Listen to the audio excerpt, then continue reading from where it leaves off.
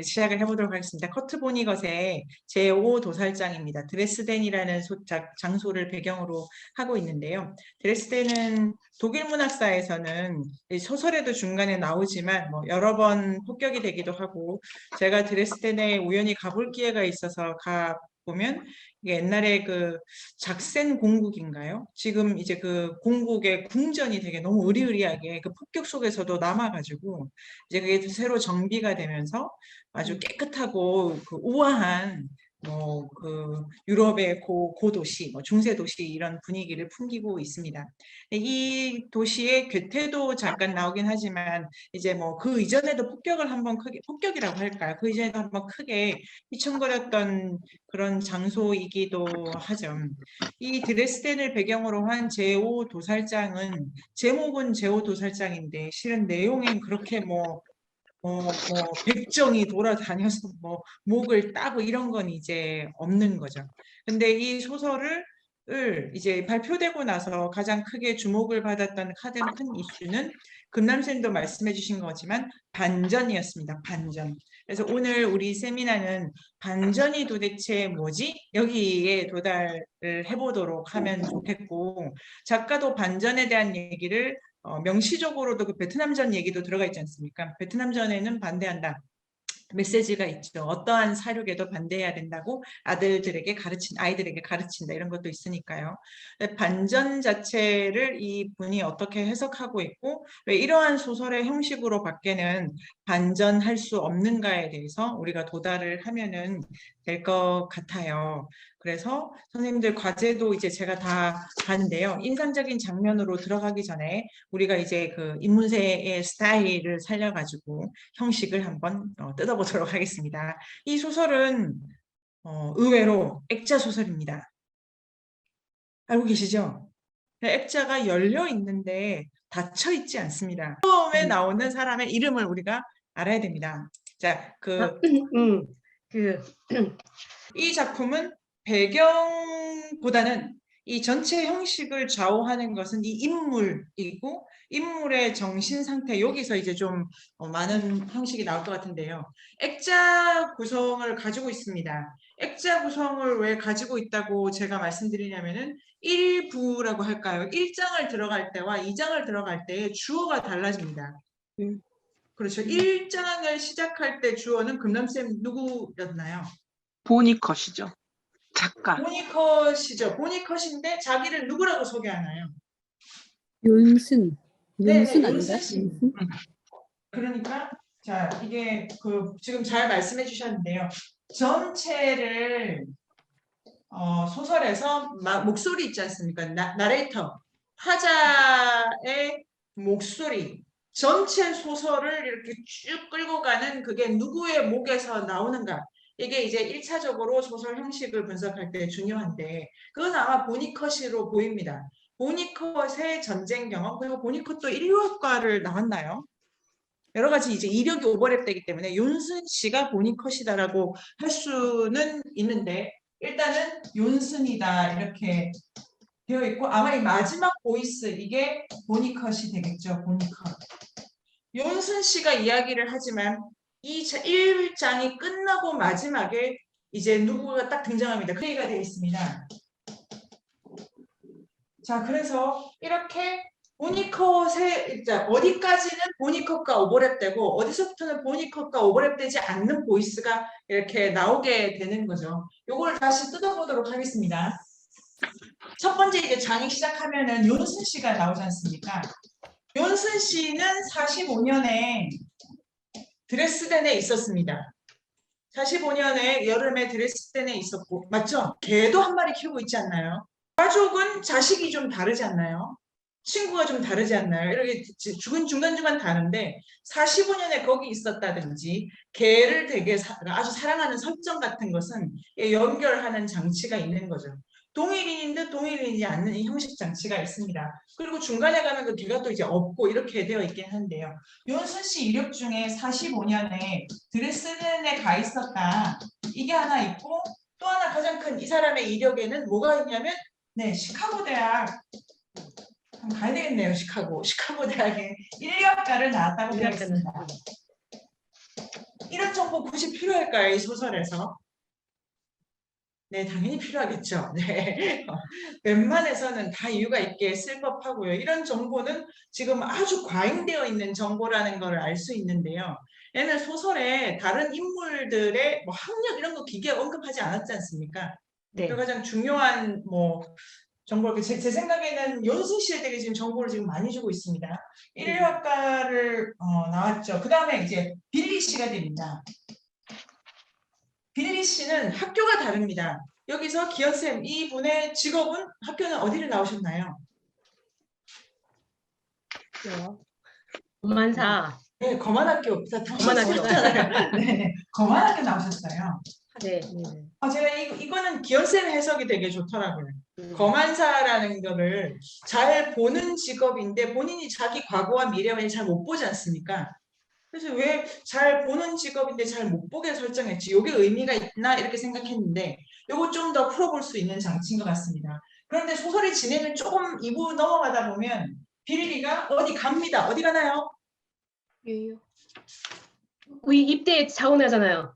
네, 자원도 하고, 자, 시간이 이렇게 가는데, 옛날에 드레스덴 갔다 오고 하다가, 여기 시점이 좀 뭉개져 있긴 하지만, 빌리가 별나라에 갑니다. 빌리는 트라팔마도어에서 이제 이방인이죠, 이방인. 그 다음에 트라팔마도어에서 이 사람이 주로 하는 일은 전시되는 것입니다. 자, 이렇게 돼 있는 거죠. 이 전체 인물을 이렇게 이제 진행이 됩니다. 그래서 이 성격이 이렇게 여기서 1위로 가야만 한다고 일부가 말해지고 있어요. 일부의 이 상태로는 드레스덴을 쓸 수 없다고 일부 끝나고 나면 바로 이런 이유 때문에 이제 이 소설은 쓰여진다. 여기 이거네요. 직업이 가장 중요한데 여기서 직업이 소설가입니다. 소설가인데 드레스덴에서 쓰고 싶은데 드레스덴에서는 정말 못 쓰겠다. 시간이 계속 걸려도 작품이 안 나온다. 그런데 친구 부인 만나고 몇 가지 일, 그 다음에 이제 뉴욕의 박람회 좀 보고 그 두 개의 가장 큰 사건을 계기로 이 소설은 시작됩니다. 그것이 이렇게 생긴 소설인 거죠. 전체를 윤슨 씨가 이렇게 데리고 이렇게 가는 구조라고 보여집니다. 제가 잘 못 그렸는데 이렇게 되어 있죠. 여기 소설가 왜 거만사고 왜 소설가로는 쓸 수 없고 거만사로밖에 쓸 수 없는 이야기가 되는가 이걸 이제 형식적으로 풀 수가 있고 쌤들 또 들어오시는 게 있을까요? 인류학과 이 파마도어라는 저 행성에서 이 인간이 전시된다는 거는 인류학의 학문을 메타포로 써서 좀 반전시키고 있는 것 같기도 한데요. 글렌쌤 어떠십니까? 요 시카고 대학 인류학과 학생이 여기서 그 한 생물로 전시된다는 이 전치랄까 이런 거 어떤 느낌이 오세요? 그 인류학이 어쨌든 근대 학문이고 제국주의 학문이기 때문에 문명과 미개라고 하는 대립된 구조를 만들고 그 지배당하는 쪽, 네, 그러니까 뭐 이쪽이 미개 문명이고 전시되는 쪽이잖아요. 네, 네. 그래서 연스는 어쨌든 인류학이라고 하는 그런 그 연합군 뭐 이런 거였다면 또는 뭐 빌리의 입장에서는 빌리도 사실은 그쪽 계열이긴 하지만 네, 이방인이 되어서 전시가 됨으로써 인류학적인 관점에서 네. 대단히 뭔가 전환이 일어나는 것 같아요. 위치의 네. 전환. 그렇죠. 이제 요 부분이 아주 중요한 시간 설정이라고 하는데 인류학은 기본적으로 인류학은 이렇게 되어 있습니다. 인간이 인간을 연구하는 학문이죠. 인간은 인간을 연구할 수 없겠죠. 자기가 인간이지 않습니까? 내가 어떻게 나를 연구합니까? 내 눈은 바깥을 향해 있는데. 그래서 이 학문은 하나의 시간 장치를 씁니다. 뭐냐면 인류를 역사 발전 단계에 놓고 이전과 이후로 이렇게 이제 단선적인 인류사를 지나온 모델을 가지고 이제 쓰는 거죠. 인류학은 뭘 하냐면 자기는 자기를 분석하거나 이해할 수는 없는데 자기의 과거는 볼 수 있지 않아? 이런 방식으로 인류의 과거를 되어야 될 인류의 미래를 기준으로 그러니까 이제 지금의 자기죠. 과거의 인류를 지금의 인류가 연구한다 이런 컨셉을 가지면서 과거의 인류에 해당하는 현재 지금과 나랑 다르게 사는 사람들을 이 시간의 성분 안에 배열을 하는 거죠.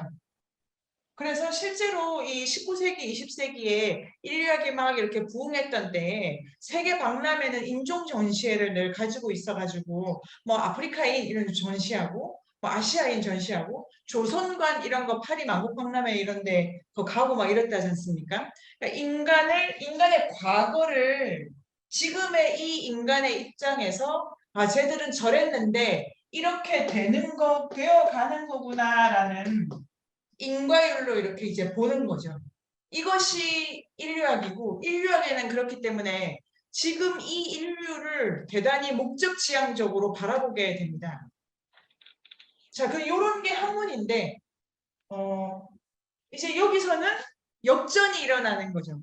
트라팔마도 행성의 가장 큰 특징은 글람쌤 뭘까요? 시간관이 좀 다릅니다. 지구랑. 가장 큰 차이는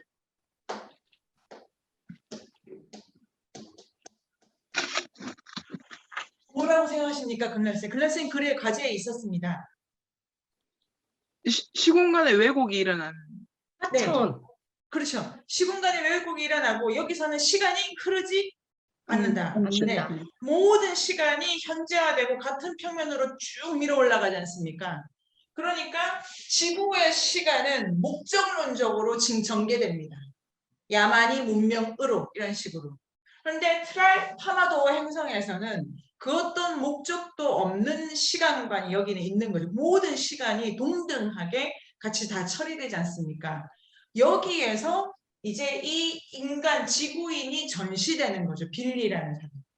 거만사가.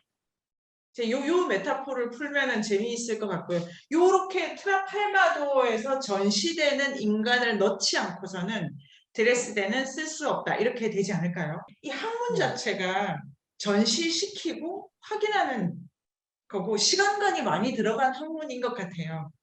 그러니까 이제 여기에 하나의 전시가 이제 일어나기도 하고.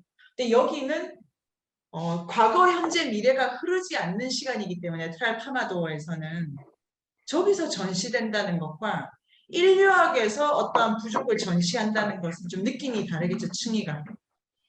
그런데 바로 이 장치가 있어야지만 드레스덴을 쓸 수 있다 이렇게 되어 있습니다.